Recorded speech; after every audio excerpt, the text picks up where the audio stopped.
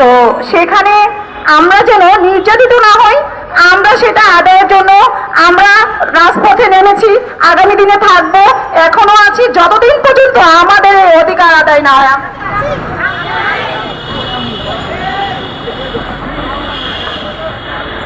এখন বক্তব্য রাখবেন আমাদের ছাত্র প্রতিনিধি সাবেক ছাত্র নেতা দীপক শীল।